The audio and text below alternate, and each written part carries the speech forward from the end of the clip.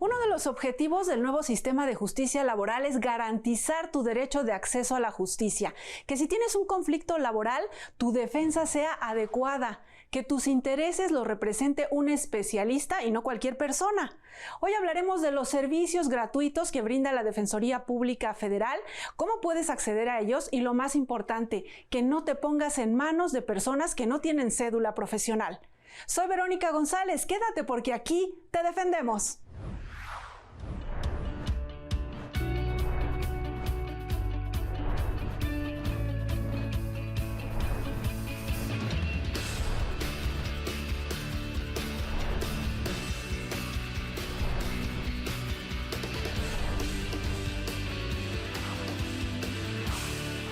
Sani Verónica Ortega Cordero, asesora jurídica especializada en materia laboral en la Delegación Morelos del Instituto Federal de Defensoría Pública. ¿Cómo te va, abogada? Bienvenida. Muy bien, muchas gracias. Gracias por la invitación. Gracias a ti por aceptar esta invitación para hablar de un tema que en general para las trabajadoras y los trabajadores es muy importante. Cuando tenemos un conflicto, lo que necesitamos es ayuda, ¿no? Para resolver el asunto, y a veces esa situación de conflicto pues hace que confiemos o que nos pongamos en manos de personas que no son expertas. Dinos tú, ¿qué requisitos debe llenar una persona para representarnos en un conflicto laboral? Sí, claro. El primero de ellos y el más importante tiene que ser un abogado que tenga título profesional, que cuente con cédula profesional expedida por la autoridad, en este caso la Secretaría de Educación Pública. Y en caso de que aún no cuente con cédula profesional, se les da la opción de que si ya están con título o en trámite del título, tienen que contar con la carta de pasante autorizada también por la autoridad competente. En este caso, a nivel nacional, igualmente es la Secretaría de Educación Pública por conducto de la Dirección General de Profesiones, y también cada entidad tiene una autoridad que nos puede expedir estas cartas de pasante. Entonces, ese es el primer requisito indispensable, que tienen que tener la cédula profesional o la carta de pasante vigente expedida por la autoridad competente, para que así el tribunal los pueda tener como abogados o representantes, en este caso, de las partes en un juicio laboral. ¿Qué otros requisitos hay? ¿O sería este el básico?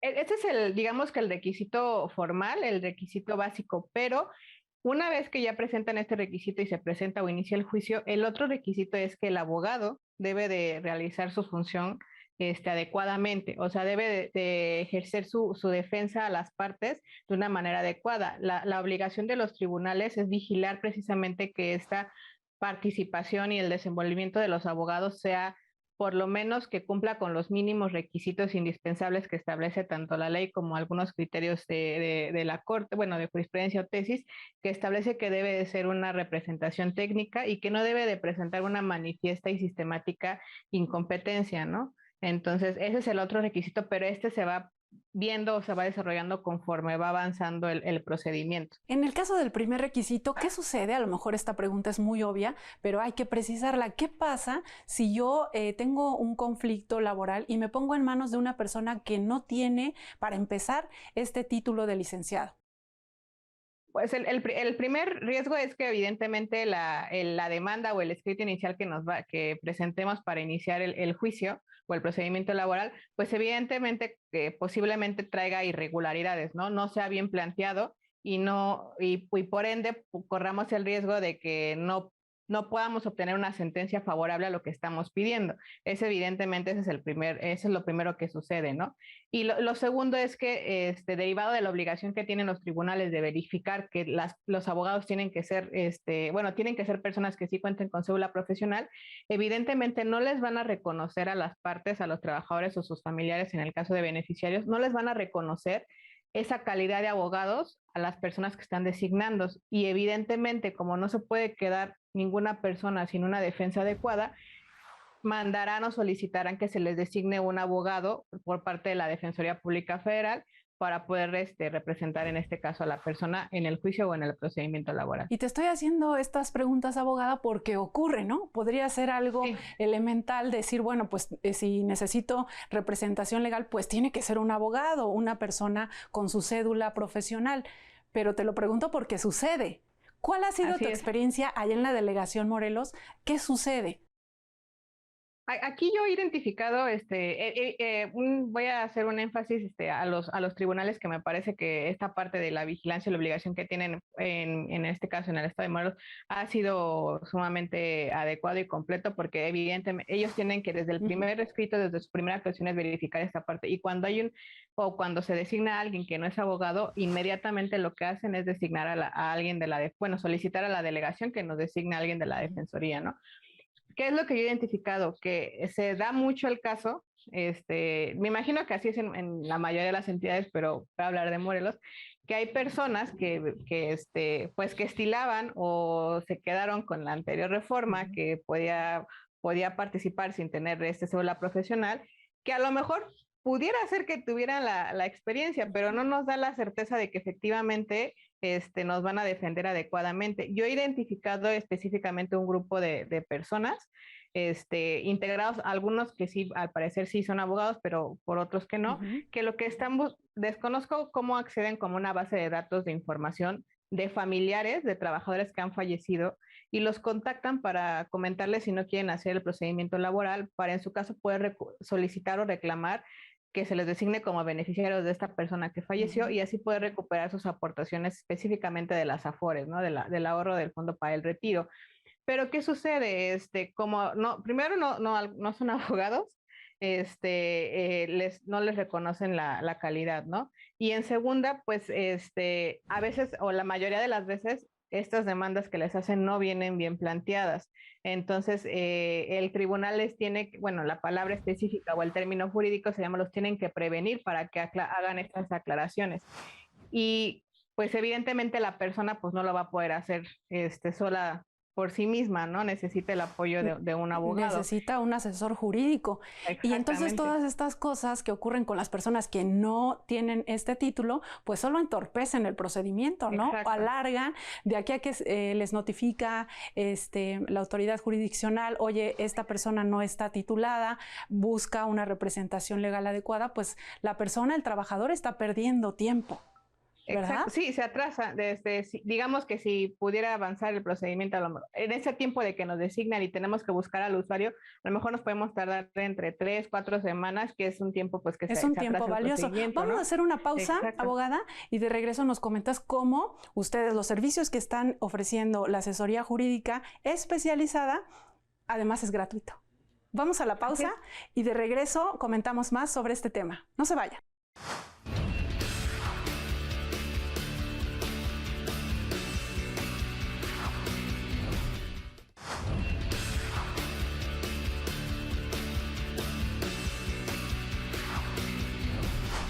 Ya estamos de regreso conversando sobre la importancia de ser representado legalmente por especialistas y no por personas que no tienen cédula profesional.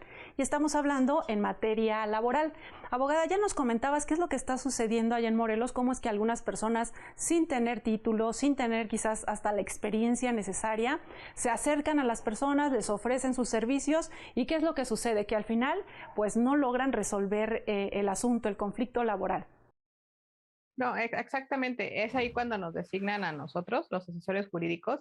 Y digo, voy a hablar específicamente de lo que hacemos nosotros aquí en Morelos. Lo que cuando nos designan a nosotros en un caso así, lo que hacemos es tratar de buscar a la persona. En este caso, la mayoría son los familiares de los trabajadores fallecidos, para comentarles lo que está sucediendo, ¿no? Que los abogados que habían contratado pues no son abogados, que nos están designando a nosotros para ayudarlos de manera gratuita y les explicamos que todos nuestros servicios son gratuitos y que no precisamente al ser gratuitos pues no son de calidad, ¿no? Por el contrario, que además nosotros a partir de que somos abogados, que sí evidentemente tenemos cédula profesional, contamos con especialización, con una especialización que incluso tenemos la cédula profesional de esa especialización en materia laboral.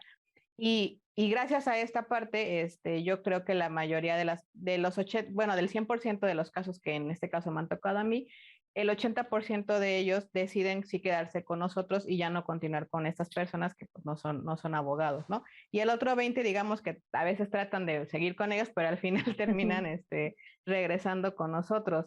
¿Qué sucede? Que nosotros lo que hacemos nosotros es tratar de corregir la demanda que les hayan hecho, el escrito inicial, y seguir el juicio y pues hasta que terminemos y obtener una sentencia a su favor. Decías al inicio de nuestra conversación, en este caso, si ya está avanzado el proceso, digamos, también la autoridad jurisdiccional le puede decir al trabajador, oye, tu asesor legal, tu representante, no está haciendo un buen trabajo, ¿no? Puede ser que sí sean licenciados, ¿no? Pero no están pues llevando la defensa adecuada.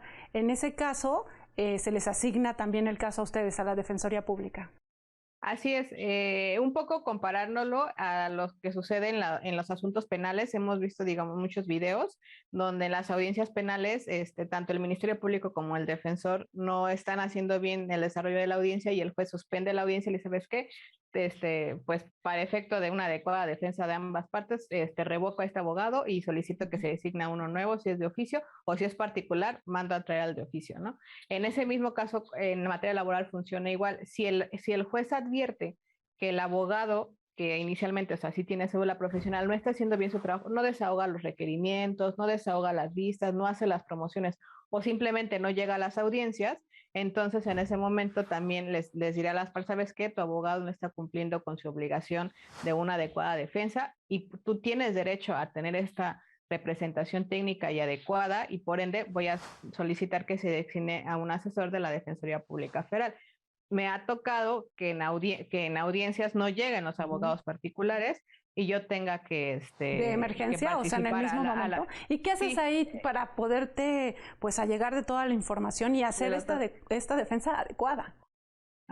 En ese momento lo que sí es solicitamos un receso de unos 20-30 minutos porque evidentemente nosotros tenemos que ponernos, revisar el expediente para ver si hay algo que en ese momento tenemos que ventilar. Y lo hacemos, ¿no? Revisamos rápido el expediente. Afortunadamente, digamos que con la experiencia que tenemos, pues se nos hace un poco más fácil analizarlo y poder ya atender la diligencia, ¿no? Entonces, y derivado de esto, al momento de nosotros comparecer con las partes a la audiencia, pues deciden quedarse con nosotros, ¿no? También... ¿Cómo es que tú te ganas la confianza de la persona? Porque me imagino, yo ya traigo este conflicto, ya hablé con este primer abogado, ¿no? Ya hay cierta, pues, cercanía, y entonces de repente el juez dice, no, a ver, no te están defendiendo bien, trae a otro abogado, y entonces es como un shock para el trabajador, ¿no? Pues mira, yo siempre les digo que siempre les voy a decir la verdad, ¿no? Les hablo cómo está el asunto, tratamos de explicarles de una manera, que ellos nos puedan entender, de una manera más coloquial, no tan técnica, las etapas, en qué etapa estamos en ese momento, qué es lo que se está llevando a cabo, digamos, si es la audiencia, cuáles son las etapas de la audiencia, en qué momento ellos tienen que participar y explicándoles pues la situación de por qué nos designan a nosotros y haciendo énfasis primero pues que nuestros servicios son gratuitos, ¿no? No tienen ningún costo, que el hecho de que seamos gratuitos no significa que sea un trabajo deficiente, por el contrario, si nos designan a nosotros es porque los tribunales tienen la certeza de que la defensa que nosotros vamos a ejercer va a ser adecuada. Y se han estado capacitando, abogada. Exactamente, y que además contamos con esas especializaciones, no nada más, digamos, pues, tenemos la licenciatura en Derecho, pero tenemos especializaciones especialmente en materia laboral, ¿no? Bien. Para poder llevar estos asuntos. Bien, vamos a hacer una pausa y regresamos para que nos comentes algunos casos concretos. Decías, la mayoría se quedan con ustedes, el 80% de las personas prefieren que los represente la Defensoría Pública Federal, y a la vuelta nos cuentas algunos casos. Sí, claro. Vamos a la pausa. Antes, comparte con nosotros lo que piensas sobre los temas que estamos tratando aquí en el programa. Te escuchamos.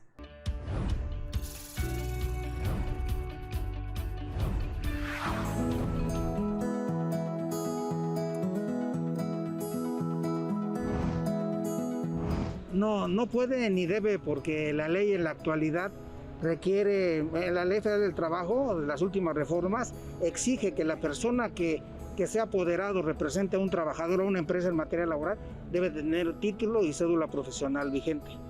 No necesita fuerza su título para representarme, porque si no, con que en todos los juzgados piden la cédula para representarlo, no para que el abogado sea certificado. Es como los médicos, si no tienen título, pues cómo me va a jurar. No, tiene que ser con su título. Yo opino que no, porque no tiene si no tiene el título, no tiene las facultades para poderte defender. Por eso siento que no podría. Hasta donde yo sé, no, señorita. Para nada, para mí no sería válido. En realidad, no sé. Algo más. Pues si no tiene representación como persona, como licenciado, como algo así, no tiene preparación alguna para mí, en realidad. Si no tiene título, si no tiene cédula, ¿qué es lo que exigen en cualquier trabajo? Pues no tiene validez. No, porque precisamente como no tiene cédula, eso pues no es válido, no puede responder al juicio que se tenga, no lo aceptan. Si le pide, por ejemplo, el juez sus papeles y su cédula y su documento, sus credenciales de que ¿cómo te diré yo? Que compruebe que él es abogado y que sabe de leyes, pues no va a tener con qué. Es como si yo quiero ejercer como médico y no tengo título, pues no, porque no voy a saber. Entonces yo creo que no se puede, definitivamente no.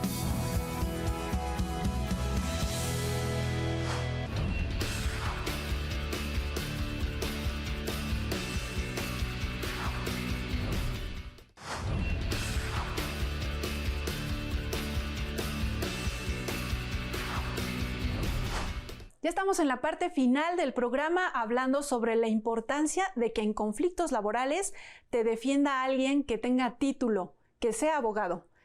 Abogada, pues ya estamos de vuelta. Coméntanos entonces algunos casos de éxito que ya hayan tenido allá en la delegación Morelos. Sí, claro. Pues mira, tenemos no hay tantos todavía porque en el estado de Morelos inició la reforma laboral en noviembre del año pasado, pero de los que sí tenemos casos de éxito, afortunadamente la mayoría de los asuntos que presentamos nosotros de despido injustificado, han llegado o se han terminado en convenios, que es una parte que favorece mucho al trabajador y en este caso también a la otra parte, porque hace que si el juicio normalmente debería de tardar de 4 a 5 meses, lo podemos terminar hasta en un mes o incluso antes, ¿no? Cuando esos asuntos antes de la reforma llevaban años. Años, exactamente. Entonces, la verdad es que los trabajadores se quedan sorprendidos y me dicen, oye, es que algún compañero demandó hace 3, 4 años y se tardó años en que les pagaran. Digo, pues sí, afortunadamente es una de las ventajas que ha traído esta reforma, que ha habido mucha facilidad para llegar a estos convenios y las ventajas de los convenios, pues es que ambas partes quedan satisfechas con el acuerdo al que llegan. Y se resuelve el conflicto de verdad de origen, ¿no? No quedan las partes una bien, otra mal. Exactamente. Y los que hemos tenido que llegar a sentencia, la mayoría de sentencias son como este caso que te digo de declaraciones de beneficiarios, donde los familiares de los trabajadores fallecidos lo que reclaman pueden ser cuestiones de prestaciones de seguridad social como pensión de orfandad o de viudez por parte del Instituto Mexicano del Seguro Social y las devoluciones de las aportaciones. Pues los casos de éxito es que ellos evidentemente van a tener alguna prestación económica que les va a ayudar pues a solventar los gastos y necesidades porque dependían del trabajador que falleció, ¿no? Sobre todo cuando hay menores de edad, ¿no? Para los estudios y para poder solventar sus necesidades. Entonces, esos casos de éxito, pues, el día de hoy, por ejemplo, me notificaron una sentencia de una señora que su esposo falleció.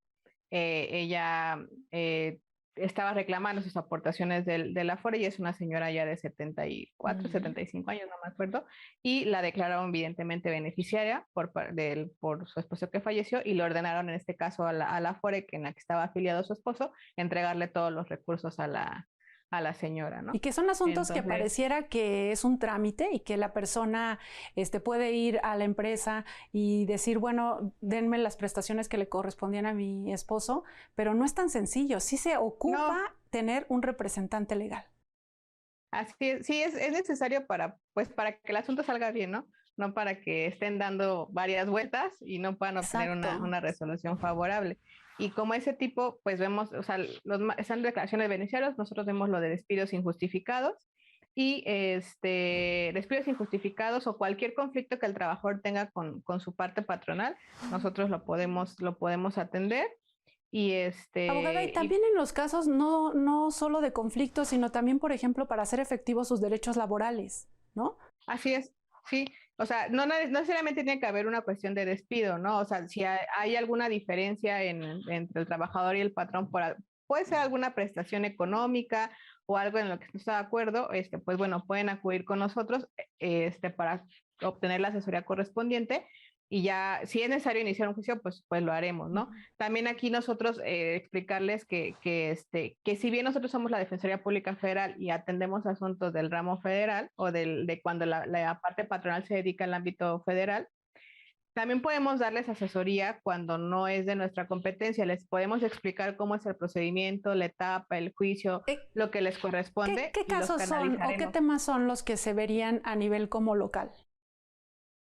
Bueno, la Ley Federal del Trabajo establece cuáles son las ramas federales. Unos ejemplos de estas ramas federales pues son la eléctrica, la automotriz, la de, cementera.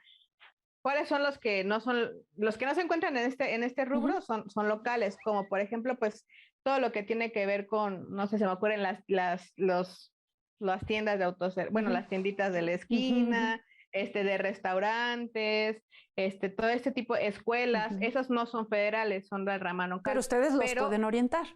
Exactamente, los podemos orientar y los vamos a canalizar con la institución que así como nosotros les tendría que dar la asesoría jurídica gratuita, pero en el ámbito ¿Cómo local. se pueden acercar a ustedes para esta orientación o para tener la representación legal? Ok, en primer lugar, tenemos el servicio de Defensatel, que es 24 horas los 365 días del año, que ha iniciado con esta nueva, nuestro director actual, que el número es el 800-224-2426, que es un número gratuito, pueden hablar a las 24 horas los 365 días del año, desde cualquier lugar del país. Cuando llamen las personas, evidentemente les van a preguntar de qué estado están llamando para poderlos canalizar inmediatamente a la delegación de ese estado.